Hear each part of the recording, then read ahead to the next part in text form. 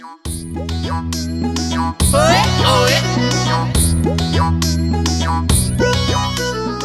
বড় সাহস, আমাকে অপমান! আর আমি কোনো অপমান সহ্য করিব না।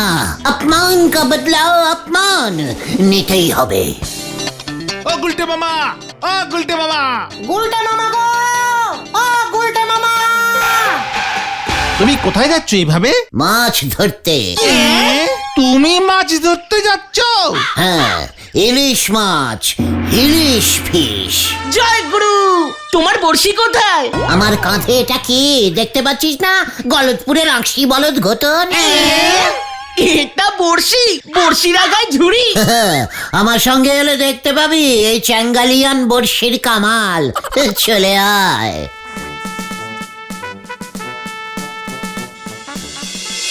তুমি এত মাছ থাকতে হঠাৎ ইলিশ মাছ ধরতে এমন চ্যাঙ্গালিয়ান বড়শি নিয়ে ছুটলে কেন? এত বড় সাহস ওই ভজার!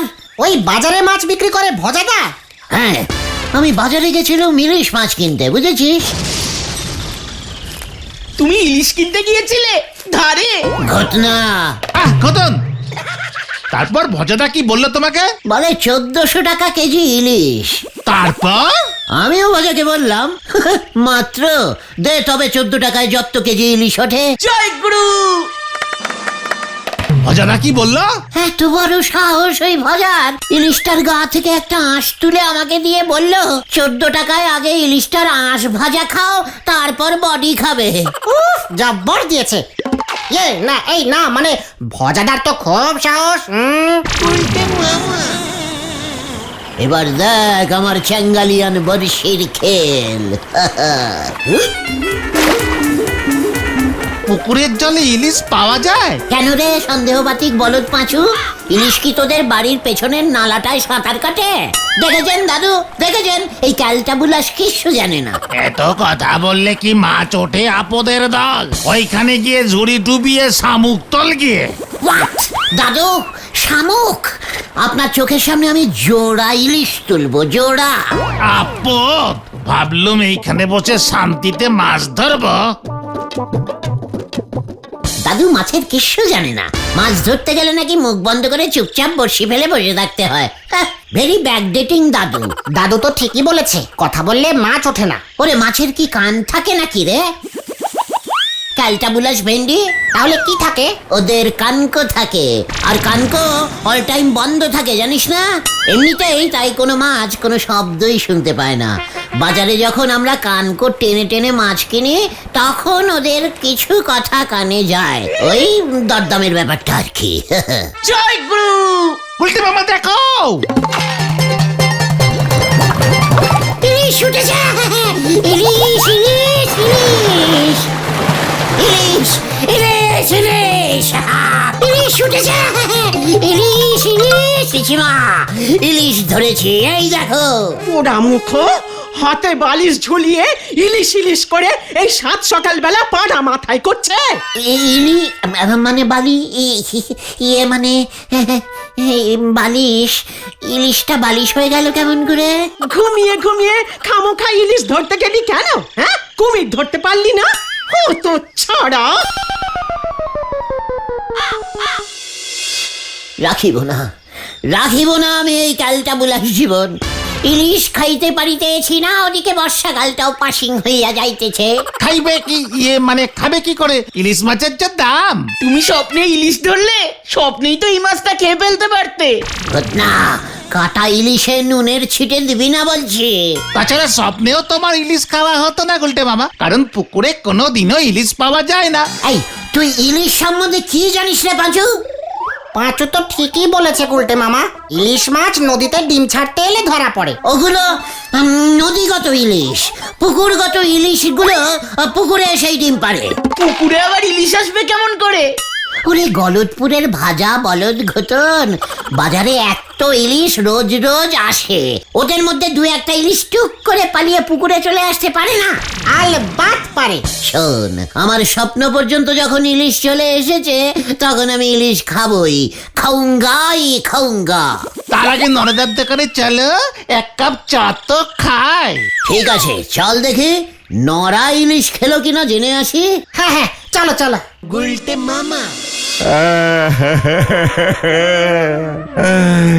ইলিশের কথা আর বলবেন নে নন্দ ভণ্ড গুলটি বাবু, পরানটা কেমন যেন হু হু করে ওঠে গো। তুইও কি স্বপ্নে ইলিশ দেখেছিস নাকি নরা? যাদের ধারে খাওয়া অভ্যেস তারাই স্বপ্নে ইলিশ দেখে। আমি ইলিশ দেখেছি একেবারে যাকে বলি চম্মচকে। নরা! এই শান্তি শান্তি শান্তি। গুলটে মামা। নরাদা, তুমি কি বলতে চাইছো বলো তো বলো তো। পাঁচু ভাই পোগো, ইলিশ আনতো আমার দাদু, একেরে যারে বলে খাঁটি পদ্মার ইলিশ। সে প্রায় 3-4 কেজি তো হবেই। সেই ইলিশের পেট থেকে বেরুতো এত ডিম। সেই ডিমগুলো পুকুরে ছাড়তে পারিসনি, ক্যালটা বুলাস। ইলিশের ডিম পুকুরে ছাড়লি পরে সে ডিম ফুটে আপনার মতো সব নন্ড ভণ্ড ট্যাংরা মাছ বেরুতো, তাই ছাড়িনি। নরা! আমাকে ইলিশ চেনাতে আসিস না। তোর দাদু ইলিশ আনতো পদ্মা থেকে, আমার দাদু ইলিশ আনতো খর্দা থেকে। খর্দার ইলিশ খেয়েছিস কখনো?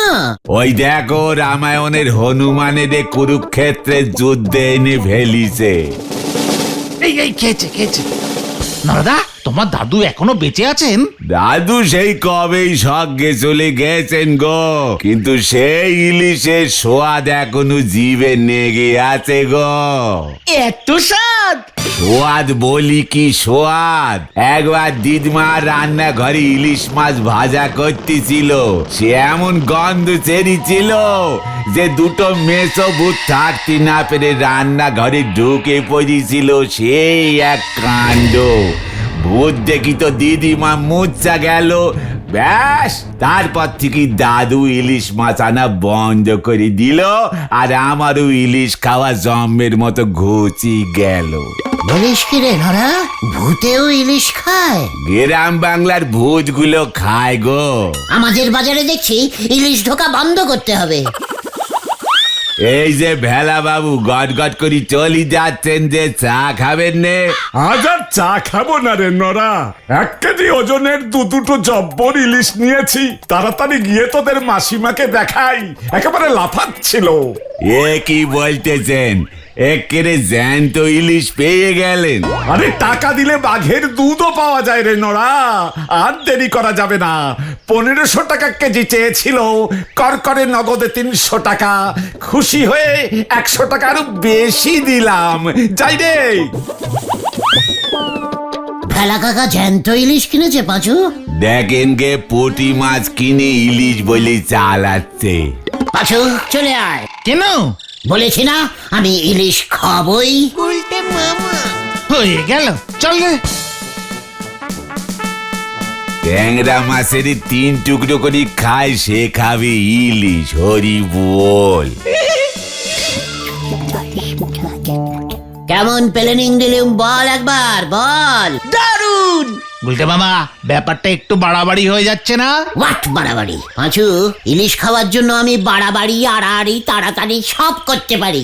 জানি না কি আছে কপালে।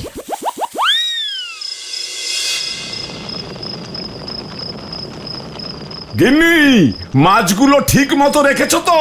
সে রাখবো না কেন, হাড়িতে নোড়া চাপা দিয়ে রেখেছি। পাড়া প্রতিবেশী জিজ্ঞেস করলে বলো জোড়া ইলিশ এনেছি। আমি কিন্তু সবাইকে তাই বলেছি, মনে থাকে যেন। হ্যালো, আমি মেছো ভূত, ইলিশ খাই। মুখ হালুম করছে। হ্যালো, ইয়ে মানে হাউ মাউ খাও, ইলিশের গন্ধ পাও। ওরে বাবা গো! চল পাঁচু, কাজ হয়ে গেছে। হাউ মাউ খাও, হাড়ির ভিতর থেকে ইলিশের গন্ধ পাও। ইলিশ! ওরে বাবা গো! ও বাবা গো! ইলিশে কামড় দিয়েছে গো! বাবা গো! এটি হাড়িতে তো দুটো শিঙি মাছ। কে রে? গিন্নি কি হয়েছে? গেলাম গো! কি কে রে তোরা? পালা বেন্টি। পালাই রে। একই হালুম, ইলিশ ভূত, আপনার ইলিশগুলো শিঙি মাছ হয়ে গেছে ভেলা কাকু। তোর মজা আমি দেখাচ্ছি দাঁড়া। ওরে বাবারে,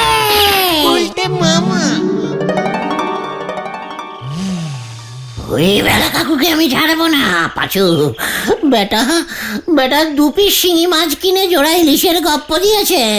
আর আপনিও ওনার গপ্প গপ গপ করে খেয়েছেন। ওই ভেলা কাকুর স্বভাবটাই হলো এমন, সব কিছুতে রং সইরে বলে। সারা গলতপুর জানতো ভেলা কাকু শহরে স্টিমার চালাতো। পরে জানা গেল ওই সালতাপাড়ার খালে মাথা পিছু 10 টাকা নে ভেলা ঠেলে নৌক পারাপার করে। সেই থেকেই ওনাদের সবাই ভেলা কাকু বলি ডাকে। তা বলে শিঙি মাছকে ইলিশ মাছ বলবে?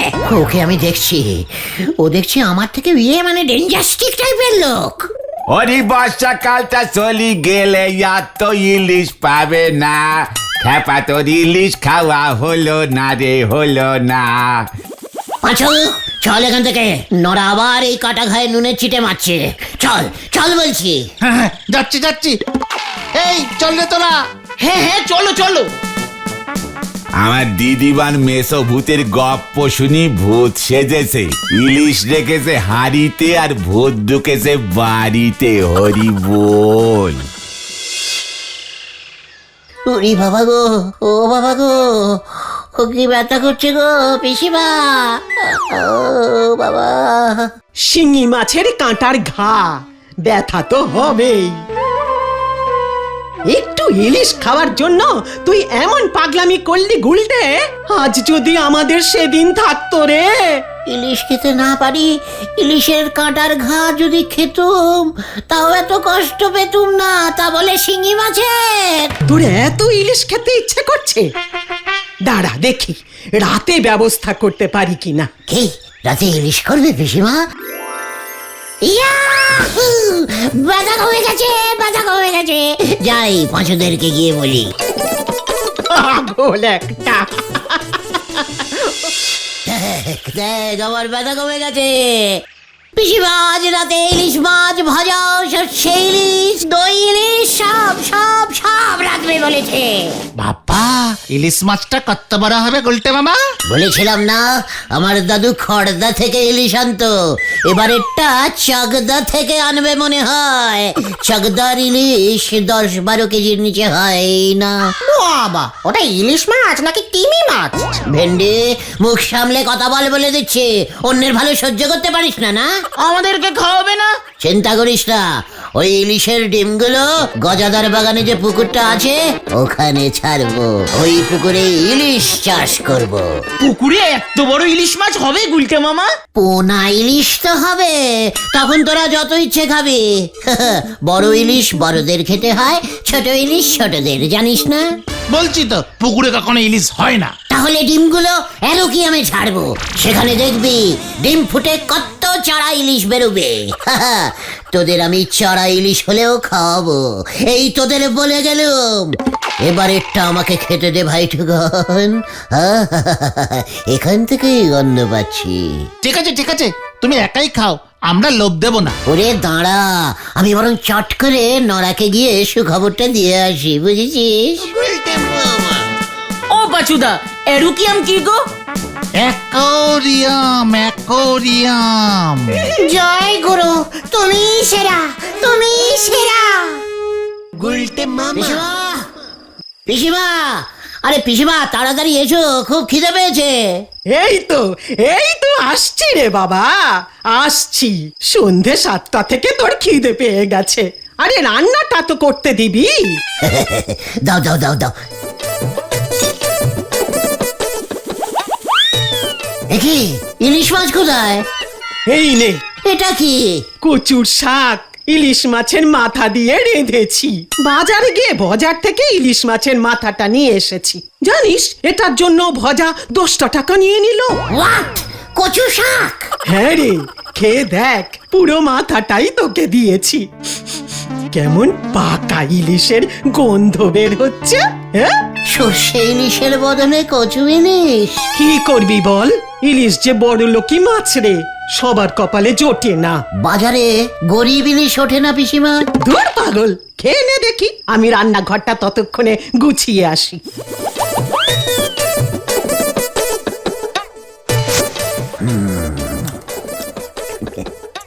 একেই বলে ইলিশের স্বাদ কচুতে মেটানো। আই লাভ ইউ পিসিমা।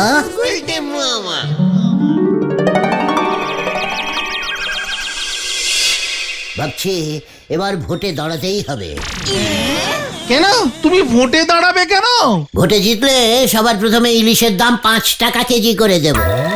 আমার দলের চিহ্ন হবে ইলিশ মাছ। ঠিক বলেছিস, মানুষ গন্ধে ভোট দেবে রে, গন্ধে ভোট দেবে। খবর আছে, খবর আছে। হোয়াট খবর, ভালো না খারাপ? ওই আতাপাড়ার জোড়াসংঘ মাঠের পুকুরে মাছ ধরার প্রতিযোগিতার আয়োজন করেছে। কি বলছিস কি? মাছ ধরার প্রতিযোগিতা? হ্যাঁ, যে সব থেকে বড় সাইজের মাছ ধরতে পারবে সে নগদ 2000 টাকা পুরস্কার পাবে। পাঁচুরে, এবার আমি মাছ দিয়ে মাছ তুলবো।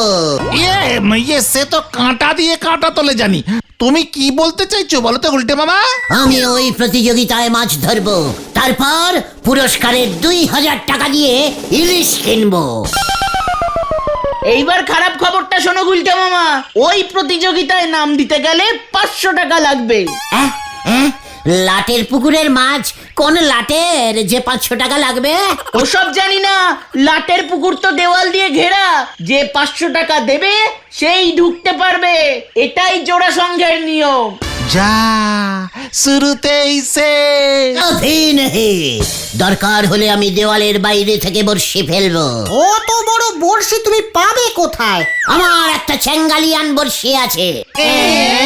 হ্যাঁ রে, চ্যাঙ্গালিয়ান বর্ষি আবার কি? সময় হলেই দেখতে পাবি। কালকেই কিন্তু প্রতিযোগিতা, সকাল 10টা থেকে। ঠিক আছে ঠিক আছে, কাজে লেগে পড় তোরা। আমাকে একটা বড় ঝুড়ি, লম্বা দড়ি আর একটা শক্ত দেখে ডাল এনে দে দেখি। এগুলো দিয়ে কি হবে? চ্যাঙ্গালিয়ান বর্ষি তৈরি হবে। হ্যাঁ রে, দেখতে যা এবার কি হতা হ্যায়। উল্টে মামা।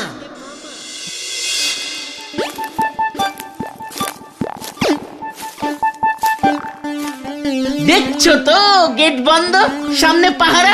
আরে প্রতিযোগিতা শুরু হয়ে গেছে গুলটে মামা। হোক গিয়ে, বড় মাছটা আমি ধরবো। দেওয়ালের পাশ দিয়ে বর্ষি ফেলতে পারবে না। দেখেছো তো বোমা সঙ্গের ভলেন্টিয়ার গুলো কেমন ঘুরছে। আমার সাথে পেছন দিকটায় চল। হ্যাঁ, তাই চলো তাই চলো।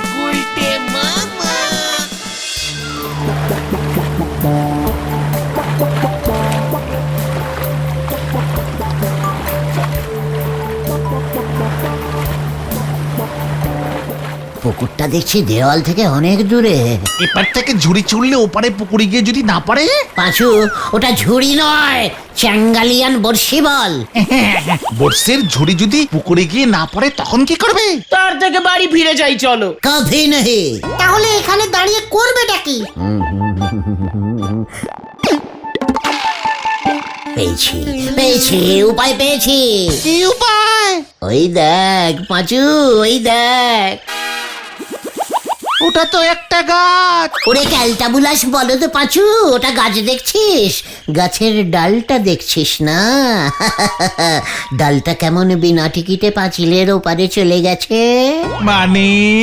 মানে ভেরি ইজিক্যালি সোজা।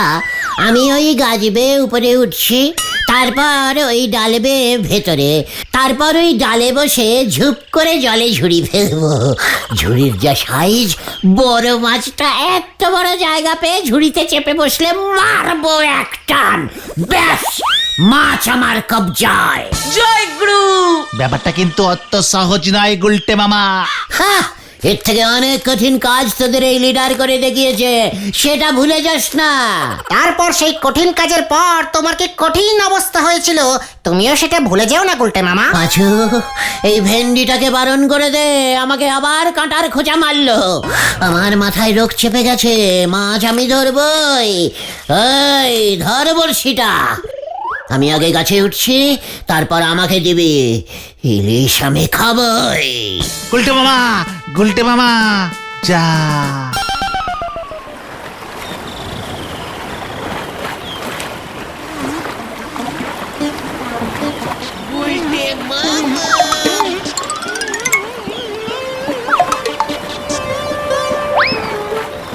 এই নাম নাম নাম নাম নাম।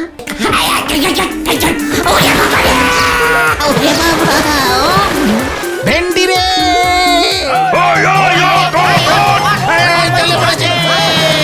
ডাল ভাঙকে পড়ে গিয়া। মাছ মাছ। তুই ওঠ আগে, তারপর দেখ তোর অবস্থাটা কি করি। পাঁচু রে বাঁচা! বাবা রে, আমি যে আর হাঁটতে পারছি না রে ভাইটু। বারবার বলেছিলাম এসব কেস করো না। ওই গাছের ডালটা এত নরম ছিল বুঝিনি তো। এখন বোঝো ঠেলা, মাছ ধরার বদলে সবাই মিলে তোমাকে ধরে ঠেঙালো। আমি আর ইলিশ মাছ খাবো না রে। তাহলে তুমি কি খাবে গুলটে মামা? গরিবের চারা পোনা। গুলটে মামাকে জয়! বাবা রে!